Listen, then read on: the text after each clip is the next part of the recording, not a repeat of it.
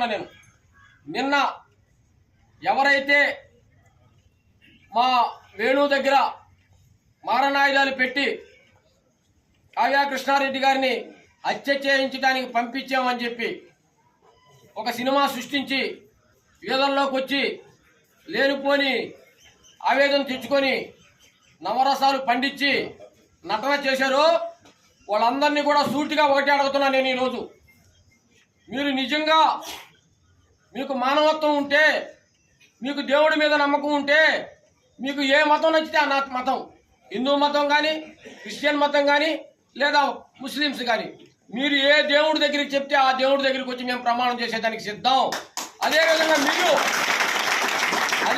మీరు మీకు నచ్చిన దేవుడి దగ్గరికి వచ్చి నిన్న అక్కడికి వచ్చినటువంటి వేణు దగ్గర కానీ మరొకరి దగ్గర కానీ మారణాయుధాలు దొరికాయని చెప్పి ప్రమాణం చేసేదానికి సిద్ధమా అని చెప్పి సందర్భంగా నేను ప్రశ్నిస్తున్నాను. ఈ తప్పుడు రాజకీయాలు మానుకోండి, ఈ తప్పుడు అలవాట్లు మానుకోండి.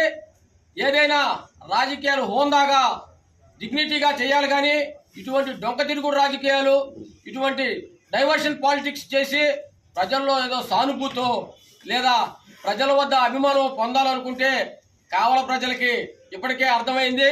15 సంవత్సరాల పరిపాలన చేసిన రామిరెడ్డి ప్రతాప్ కుమార్ రెడ్డి అంటే ఏంది, ఈ 1.5 సంవత్సరంలో పరిపాలన ఏందో కావలి ప్రజలతో పాటుగా ఆ పార్టీలో ఉన్న చాలా మంది కూడా ఈరోజు మాకు ఫోన్ చేసి చెప్తున్నారు. ఇటువంటి వాటిని మంచిది కాదు. ఈ దుస్సంస్కారాన్ని ఆపేదానికి వైఎస్ఆర్ కాంగ్రెస్ పార్టీ నేటి నుంచే సమాయత్తం అవుద్ది. దీనిలో భాగంగా ఇక్కడ ఉన్న వాళ్ళ మీద ఇప్పటికే చాలా మంది కేసులు ఉన్నాయి. కొరవాళ్ళ మీద కూడా కేసులు పెట్టినా ఎవరు భయపడం, ఎవరు జంకం.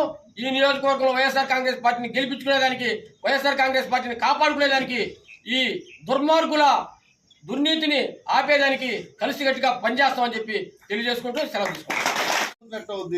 ఇది పనికి మాలిన ప్రభుత్వం, ఇది ప్రజల్ని మభ్యపెట్టే ప్రభుత్వం.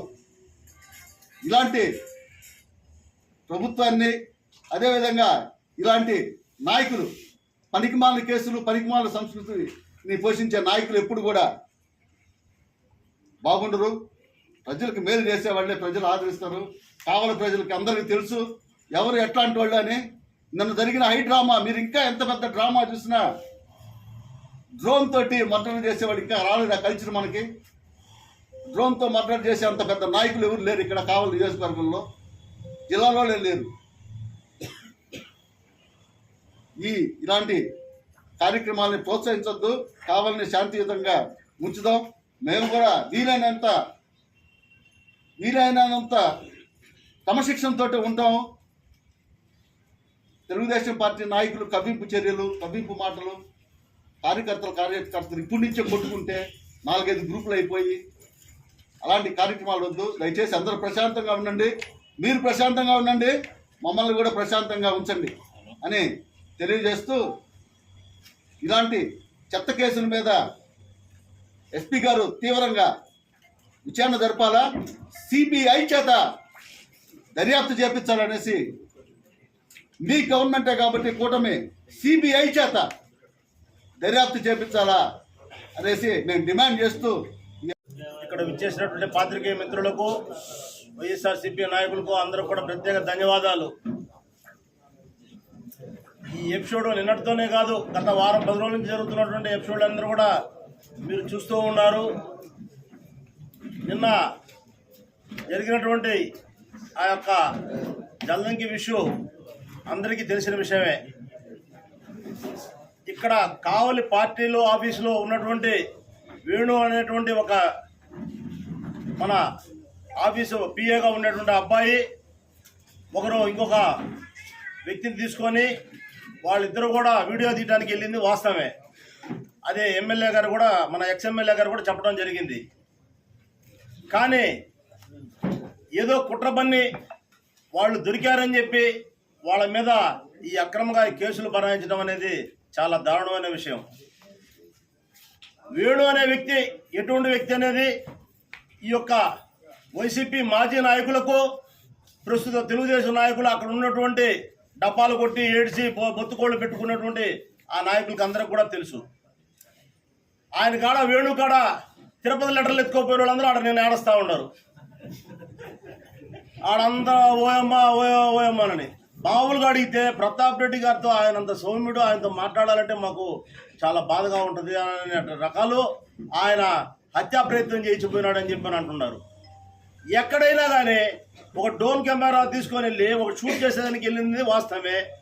ఆ అరగంట గంట చేసేవాడు హత్య చేసేదానికి కూడా ప్రయత్నం చేస్తాడు. హత్య చేసేవాడు హత్య చేసిపోతాడు కానీ డ్రోన్ కెమెరాలు పెట్టి ఉపయోగించి చేసి ఎవరు పోరు. అందులో ఎమ్మెల్యే గారు ఆడికి వస్తారని అన్నారు అని చెప్పని అంటున్నారు. ఎమ్మెల్యే గారు ఆడికి వస్తారన్న సంగతి, ఎమ్మెల్యే గారు అమరావతి పోయినారు, హైదరాబాద్ పోయినారు సంగతి అందరికీ తెలుసు. వాట్సాప్లో వాళ్ళే పెట్టున్నారు. ఆయన లేడే సంగతి తెలిసి ఎట్టబోతారు వీళ్ళు.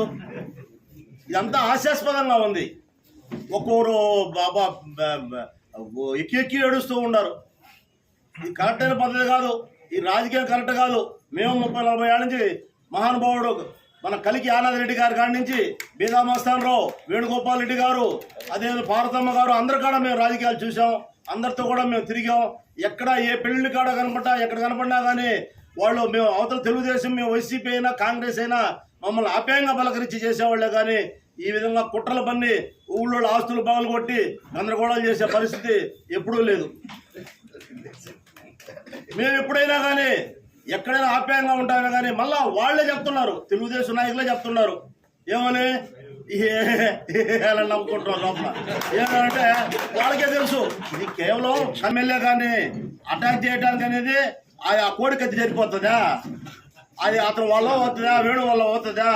అతను ఎవరో పాపం అల్లూరు ఆ యొక్క డ్రోన్ కెమెరా మీద వచ్చినటువంటి అతను ఏదో జీతగాడో అతను వచ్చాడు. అంతేగాని దానికి ఇంత దూరం వెళ్ళడం అనేది కరెక్ట్ కాదు. వాళ్ళు అక్కడ స్పాట్లో ఏదో ఉన్నారని వీడియో తీస్తున్నారని అది ఎక్కడికి ఏమవుతారని చెప్పి దాన్ని అంతవరకే కానీ వేరే విషయం ఏం కాదు. కావిల్లో ఈ లేనిపోని సంస్కృతిని తీసుకొచ్చి చాలా విడ్డూరంగా మాట్లాడుతూ ఉన్నారు. అక్కడ తుమ్మలపేటలో కూడా ఎమ్మెల్యే గారు మాట్లాడడం జరిగింది. తుమ్మలపేటలో ఉన్నటువంటి శిలాపలకాన్ని బాలగొట్టింది ఎవరు అనేది ఆయనకే తెలుసు, కావలి పట్ట ప్రజలకు తెలుసు, తుమ్మలపేట వాస్తవులు తెలుసు, అందరూ తెలుసు. ఆ స్థలమే వద్ది, ఆ ఏరియాలో ఎవరు ఉన్నారు, ఎక్కడ ఏం చేస్తున్నారు. ఈయన ఎక్కడో ఢిల్లీలో ఉన్నాడు, వీళ్ళందరూ ఢిల్లీలో ఉన్నారు. ఆయనకు అవసరమా? మన దివంగత మన ఎక్స్ఎమ్మెల్యే గారు ఈయన గౌతమ్ రెడ్డి గారు, పెద్దిరెడ్డి గారు వాళ్ళందరూ చేసినటువంటి శిలాపలకాన్ని ఈయనకి అవసరం ఏముంది?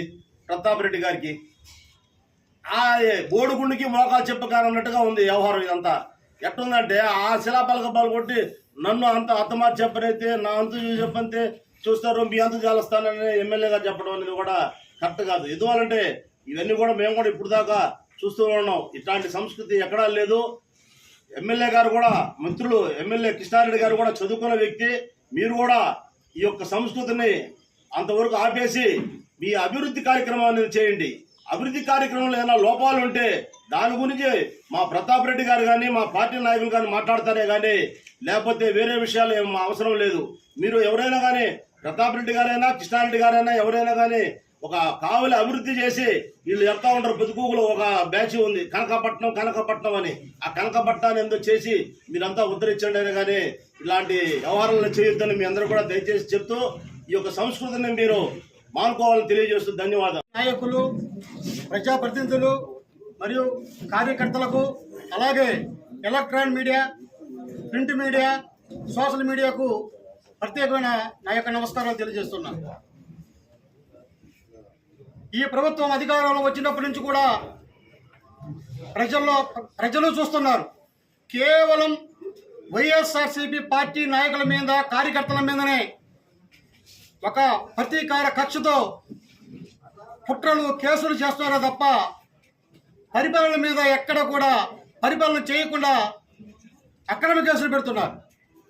ఈ మధ్యనే కావలి రూరల్ మండలంలో తుమ్మలపేట పంచాయతీ పరిధిలో జలజీవన్ మిషన్ 33 కోట్ల పరిధిలో ఎక్స్ఎమ్మెల్యే వంటి గౌతమ్ రెడ్డి గారు, అనిల్ కుమార్ యాదవ్ గారు, శాసనసభ్యులు రామిరెడ్డి ప్రతాప్ రెడ్డి ఆధ్వర్యంలో శిలాపలకం వేశారు.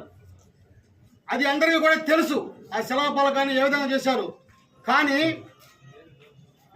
మాజీ శాసనసభ్యులు రామిరెడ్డి ప్రతాప్ కుమార్ రెడ్డి గారు ప్రతిపక్షంలో 5 సంవత్సరాలు ఉన్నారు. అధికారంలో 5 సంవత్సరాలు ఉన్నారు. మత్స్యకార గ్రామాల్లో ఒక కుల కట్టుబాటు వ్యవస్థ ఉంది, కాపుల వ్యవస్థ ఉంది. కాపుల వ్యవస్థను ధిక్కరించి, కాపులని విస్మరించి ఈ యొక్క శాసనసభ్యులు ఏం చేశారంటే అక్రమంగా మత్స్యకారుల మీద కేసులు పెట్టారు. ఇప్పటి వరకు కూడా ఈ 10 సంవత్సరాల్లో ఎక్కడ కూడా మత్స్యకారుల మీద కేసులు పెట్టే ఇదైతే జరగలేదు. కానీ ఎంత కేసు పెట్టినా, అక్రమంగా కేసులు పెట్టినా మేమైతే వైఎస్ఆర్సీపీ కావలి నియోజకవర్గ వైఎస్ఆర్ పార్టీ కార్యకర్తలు, నాయకులు భయపడే ప్రసక్తే లేదని దీనికి అంతటికి కూడా మేము సహనాన్ని చూస్తూ ఉన్నాం. ఈ సహనాన్ని చూస్తూ సహనం ఏంటంటే దీనికి కూడా ఒక కర్మ సిద్ధాంతం ఉంది. ఆ కర్మ సిద్ధాంతం కురుక్షేత్రం యుద్ధం అయిపోయిన తర్వాత శ్రీకృష్ణుడు పాండవులను తీసుకొచ్చి ధృతరాష్ట్రుని దగ్గరికి తీసుకెళ్తాడు. అయ్యా శ్రీకృష్ణ, నా కళ్ళు పోగొట్టావు, నా 100 మంది కుమారులు చనిపోయారు అని శ్రీకృష్ణుని అడుగుతాడు.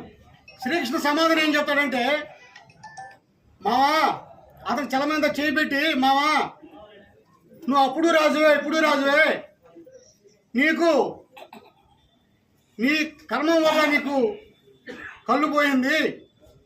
అక్కడ ఒక ఎంతమందిని ఇబ్బంది పెట్టినా, జైల్లో పెట్టినా మేము మా కావలి మాజీ శాసనసభ్యులు రామారెడ్డి ప్రతాపరెడ్డి ఉన్నంత కాలం మేము భయపడే ప్రసక్తి లేదని తెలియజేస్తూ ఈ అవకాశం ఇచ్చిన అందరికీ కూడా సెలవు తీసుకుంటాం. టీడీపీ వాళ్ళు ఎవరు మాట్లాడాల. అక్కడ మాట్లాడింది ఎవరంటే ఏడున్న గుంట నక్కలు ఏ నుంచి కాగితాలు ఎత్తుకోపోయి ఇప్పుడు మా అన్న వాళ్ళు అందరూ చెప్పినట్టు తిరుపతి వెళ్ళి దర్శనాలు చేయించుకొని గుంటూరు చేయించుకొచ్చారు చూసారా, ఆ బ్యాచ్ అనమాట. వాళ్ళే కింద పట్టడం, పైన పట్టడం, మళ్ళీ రేపు మళ్ళీ ఏడకి వస్తారు. ఈసారి వస్తే ఏడదంతే ఏడపోయి పడతారో కూడా తెలియదు. వాళ్ళు అయితే మన దాకా గమ్ముకున్నామేమో కానీ ఇంకా అంతా చూస్తా కూర్చోలేం. ఈ నటనలు ఇవన్నీ చూసేశారు. అక్కడ కూడా ఏంటంటే మీరు కూడా తెలుసుకోండి, అవి మీ వెనకాలే చేరి గుంటలు తెస్తూ ఉంటాయి. కొంచెం జాగ్రత్తగా ఉండాలని అందరూ మనం చేసుకుంటున్నాం. గతంలో 10 సంవత్సరాలు మాజీ శాసనసభ్యులు అధికారంలో ఉన్నప్పుడు వివిధ రకాల ఆరోపణలు చేశారు. ఆరోపణల్ని మీరు ఆధారాలు చూపించలేకపోయారు. ఈ రోజు మీరు వచ్చి సంవత్సరం దాటినప్పుడు మేమేదో చేస్తున్నామంటున్నారు కాబట్టి మేము ఆరోపణలు చేస్తూ ఆ ఆధారాల కోసం మీరు చేస్తున్న అవినీతి అక్రమాలని వెలికి తీయాలనే ఉద్దేశంతో నిన్న మా పార్టీ నుంచి మా ఒక వ్యక్తి వెళ్తే మీరు అతన్ని వెళ్ళకూడదన్నారు. బానే ఉంది. నిన్న మీరు చేసుకున్నప్పుడు స్టేషన్లో అప్పచెప్పాలా, విషయం ఎందుకు విచారించాలా? మీరు ముందుగానే ఏం జరుగుతుందని కథ స్క్రీన్ ప్లే వెళ్ళేసి తెలుగుదేశం పార్టీ అది తెలుగు డ్రామా పార్టీ అనేది కూడా అర్థం కానట్టు, డ్రామా నటులందరూ రోడ్ల మీదకి వచ్చినట్టు, నటనలు, పెడబొబ్బలు, ఆవేశాలు, 10 సంవత్సరాలు ఎమ్మెల్యేగా చేసిన ఒక వ్యక్తిని కనీస గౌరవం లేకుండా ఎలా అంటే అలా స్థాయి మరిచి, స్థాయి లేని వ్యక్తులు కూడా, పార్టీ జెండా పట్టుకుని వ్యక్తులు కూడా ఈ రోజు చెంచాగిరి చేస్తూ మాజీ ఎమ్మెల్యే గారి మీద అవాకులు జవాకులు పెరగటం చాలా బాధాకరం. అటువంటి సంస్కృతి మా పార్టీ కానీ మా మాజీ ఎమ్మెల్యే గారు కానీ మమ్మల్ని నేర్పించలేదు. మాట్లాడాలంటే మేము అంత మించి మాట్లాడగలం, కానీ మాకు సంస్కారం అడ్డొస్తుంది. ఎందువల్లంటే వ్యక్తిగత విమర్శలకు వాటికి మేము వెళ్ళాం. ఇది రాజకీయంగా చేస్తున్నారు. మీరు చేసే వాటిని వెలికి తీసేందుకు సాక్ష్యాధారాల కోసం ఒకవేళ వెళ్ళి ఉండవచ్చు. మీరు దాన్ని హత్యా ప్రయత్నాలుగా, వేడుకలు, పెడబబ్బులు చేస్తూ అది రెక్కి నిర్వహించటాలు ఏముందండి? ఒక ఎమ్మెల్యే గారు టైం టేబుల్ అంతా అందరికీ తెలుసు. రెక్కిలు నిర్వహించాల్సిన అవసరం ఏముంటుంది? అక్కడ తీస్తుందేంటి? మేము స్వచ్ఛంగా ఉన్నాం, మేము అవినీతి చేయట్లేదు, మా దగ్గర అక్రమాలు జరగట్లేదు అనుకున్నప్పుడు మీరు స్వచ్ఛంగా వదిలేయండి. మీకేం ఇబ్బంది? అక్కడ మీరు ఏదో చేస్తున్నారనే కదా మీరు కట్టేయటం, వాళ్ళని తీసుకెళ్ళటం, వాళ్ళ నుంచి విచారణ అంటాం. వాళ్ళు పోలీసు వాళ్ళు వచ్చి మీడియా ముందు చెప్పాలి, ఈ విధంగా వ్యక్తులు వచ్చారు, ఇలా చేశారని చెప్పేసి. ముందు మీడియానే బయటకు వచ్చేసి రకరకాల కథనాలు, ఉదయం ఒకటి, మధ్యాహ్నం ఒకటి, సాయంత్రానికి ఒకటి, మళ్ళీ చూస్తే రోడ్ల మీదకి వచ్చి యాక్షన్లు. అంటే తెలుగు డ్రామా పార్టీ డ్రామా అన్నట్లందరూ బయటకు వచ్చేసారు. ఇందా చెప్పినట్టు మా పార్టీ నుంచి వెళ్ళిన వాళ్ళ ఏడుపులు పెడబొబ్బులు ఎక్కువ ఉన్నాయి. స్థాయి లేని వ్యక్తులు, ఏ పార్టీలో ఒక అర్హత లేని వ్యక్తులు కూడా ఒక మాజీ ఎమ్మెల్యేని ఇట్లా మాట్లాడటం, ఇటువంటి రాజకీయాన్ని కావాలని పరిచయం చేస్తే కావలి ప్రజలు ముక్కును వేలేసుకుంటున్నారు. ఏంటా ఇది? ప్రశాంతమైన కావల్లో ఇటువంటి రాజకీయం ఏంటి? ఇటువంటి డ్రామాలు ఏంటి? ఇటువంటి ఏంటి అని చూస్తున్నారు. ఇది మంచి పద్ధతి కాదు. గౌరవంగా, హుందాతనంగా మంచి రాజకీయాలు చేసి మంచి భాషని వాడాలని చెప్పేసి కూడా తెలియజేసుకుంటూ ఈ అవకాశం ఇచ్చిన పెద్దలకు నమస్కారం.